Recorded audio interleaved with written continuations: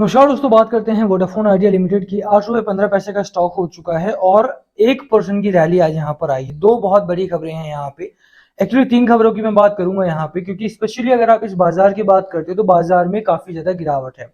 Momentum काफी खराब हो चुका है, मोमेंटम ट्रैप में मार्केट है। आज का बाजार अगर स्पेसिफिकली देखो, गिरते खुलते ही गिरा और बुरी तरह से गिरावट का साइडवेज हो गया। उसके बाद दोबारा थोड़ी सी गिरावट यहाँ पर हुई। तो थ्रू आउट द मार्केट अगर आप देखोगे तो वॉल्यूम की कमी है, साथ में जो बाजार में बाहरी इंडिकेशन है वो थोड़े से खराब हो चुके हैं। और यही कारण है कि बाजार में अगर आप एंट्री ले रहे हो या फिर आपने बाइंग कर रखी है स्पेशली छोटे स्टॉक में, तो यहाँ पर कुछ चीजों के बारे में आपको सतर्क होने की जरूरत पड़ेगी। बात करेंगे इस वीडियो में तीन बड़ी खबरों की जो संबंधित है वोडाफोन आइडिया से। एक चीज हम यहाँ पर बाजार को लेकर के भी एक फ्रंट डिस्कस करना जरूरी हो जाता है, क्योंकि जो छोटे स्टॉक है, जो ऑलरेडी यहाँ पे प्रेशर में स्टॉक्स है, उन पे आपको खास फोकस करके रखना पड़ेगा।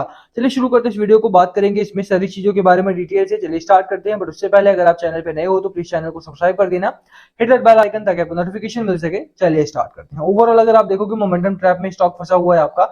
चार्ट में बात की जाए, एक अच्छा खासा ब्रेकआउट यहां तक देखने को मिला था पिछले से पिछले हफ्ते में। स्टॉक ने आपका ऑलमोस्ट 9 क्रॉस किया था। उसके बाद अगर आप इस समय देख रहे हो तो पिछला 2 हफ्ता आपका रेड में ही निकला है। कोई बहुत बड़ी रैली नहीं है यहाँ पे।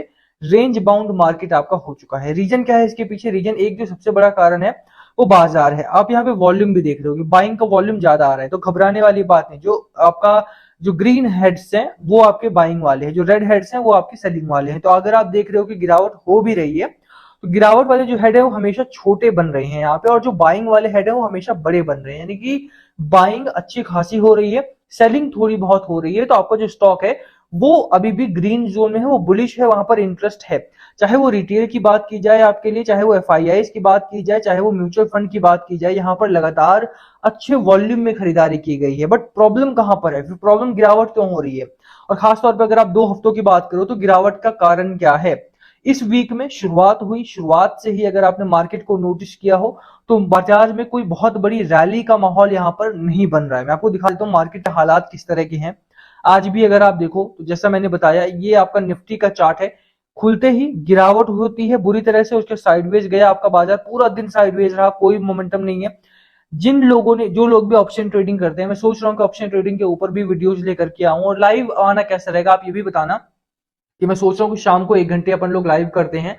लाइव मार्केट में मतलब मार्केट जब क्लोज हो जाता है तो बहुत सारे स्टॉक्स को लेकर के आप लोगों के सवाल रहते हैं। एक ही दो वीडियोज में कर पाता हूँ, बट लाइव में जैसे ही आऊंगा तो आप वहां पर अपने सवाल पूछ सकते हो लगातार, तो वो जवाब देना आसान रहेगा। आप लोगों को क्या लगता है, मुझे लाइव आना चाहिए या नहीं, आप वो भी कमेंट करके बताना।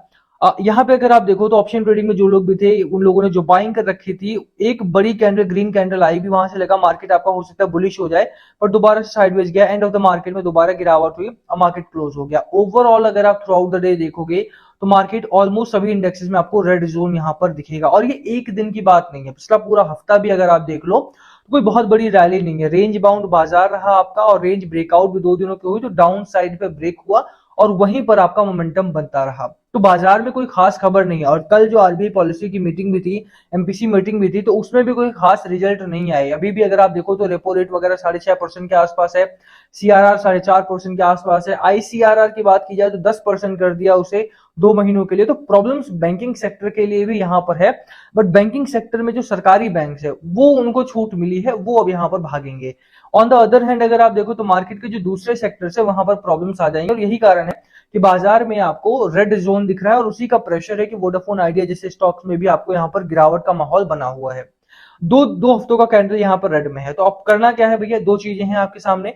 एक तो मैंने आपको दिखा दिया कि देखो बाइंग का जो डेटा है वो अच्छा है। बाइंग अगर आप देखोगे तो बड़ी कैंडल हमेशा बड़ी कैंडल है, जो सेलिंग हो रही है वो छोटी हो रही है, जो बाइंग हो रही है वो बड़ी हो रही है। तो ये अच्छी चीज है आपके लिए। दूसरी चीज यहाँ पर ये है कि खबरें जो आ रही हैं, खबरों पर भी थोड़ा सा फोकस आपको रखना पड़ेगा। दो बड़ी खबर है। पहले हम आपको इस खबर की बात करते हैं, वीआई और अडानी डेटा नेटवर्क में not gate exemption over 5G roll out.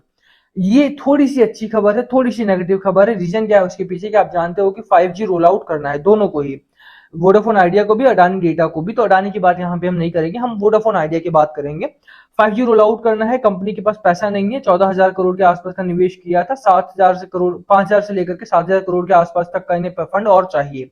Company fund जुटा रही है। अभी कंपनी के पास पैसा नहीं है, बट सरकार ने बोल दिया कि अब इनको एग्जम्पशन नहीं मिलेगा। अगर ये जल्द से जल्द, दोनों ही कंपनीज अगर जल्द से जल्द 5G लॉन्च नहीं करते, उनके ऊपर पेनल्टी लगाई जाएगी, दोनों ही कंपनीज के ऊपर, ठीक है।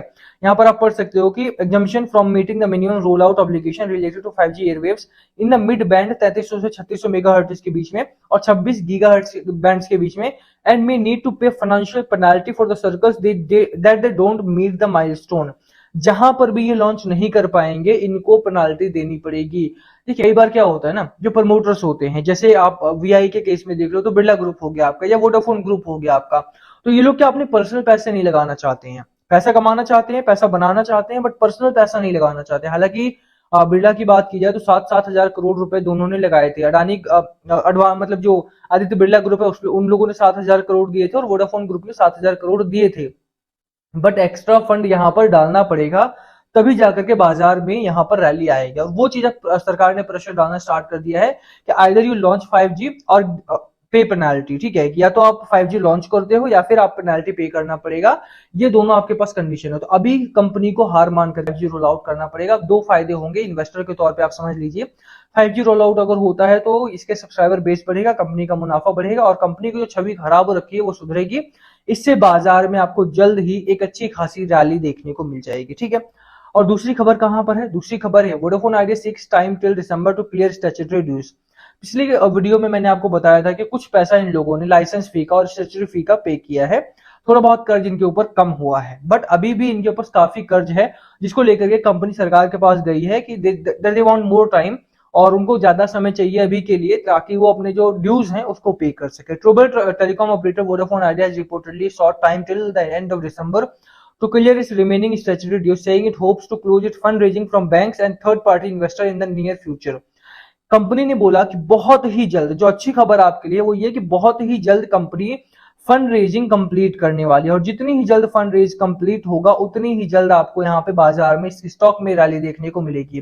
कंपनी को पैसा पे करना है, दिसंबर तक का टाइम अगर मिलता है तो भी कंपनी पैसा पे कर पाएगी, नहीं मिलता है तो भी कंपनी पैसा पे कर पाएगी।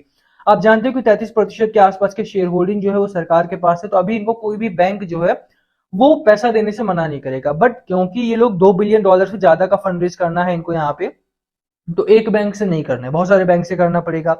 आप देखो कि पीएनबी जैसे जो बैंक है, ये जो छोटे बैंक है उनके पास इतना पैसा नहीं है, ना ही वो लोग इसमें हाथ डालेंगे। जो बड़े बैंक है उनसे इनको पैसा लेना पड़ेगा।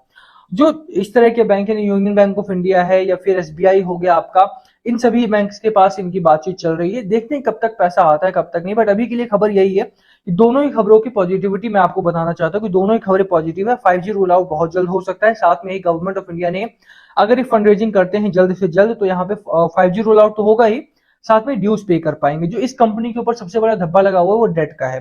वो 5G रोल आउट का तो है ही, बट डेट का बहुत बड़ा धब्बा है कि डेट इनके ऊपर बहुत ज्यादा, और यही कारण है कि कंपनी में जो बड़े निवेशक हैं वो थोड़ा सा डरते हैं। हालांकि इस क्वार्टर में मैं आपको दिखा दूं कि इस क्वार्टर में इनमें काफी ज्यादा खरीदारी आई है, वो हम बात करेंगे अभी। तो ओवरऑल दोनों ही खबरें, जैसे मैंने आपको बताया, दोनों ही खबरें काफी अच्छी हैं। अगर 5G रोल आउट होता है तो भी बहुत अच्छी खबर है। दूसरी चीज है कि कंपनी अपना जो ड्यूज है वो भी पे करने वाली है, तो दोनों ही खबरें अच्छी हैं। इसका असर आपको अगले हफ्ते में देखने को मिलेगा। तीसरी चीज ये भी है कि बाजार को भी थोड़ा सा सुधारना पड़ेगा। एनएसई की वेबसाइट पे सभी इंडेक्सेस रेड में हैं। ऊपर जाएगा बाजार तभी थोड़ा सा मनोबल बढ़ेगा, तभी थोड़ी सी पॉजिटिविटी बाजार में आएगी, और वो पॉजिटिविटी बहुत इंपॉर्टेंट है मार्केट के लिए, ठीक है। तो अभी के लिए करना क्या है, मैं आपको शेयर होल्डिंग पैटर्न दिखा देता हूँ एक बार के लिए, उसके बाद हम लेकर के चलेंगे कि आपका डिसीजन क्या होना चाहिए, क्या करना है यहाँ पे क्या नहीं।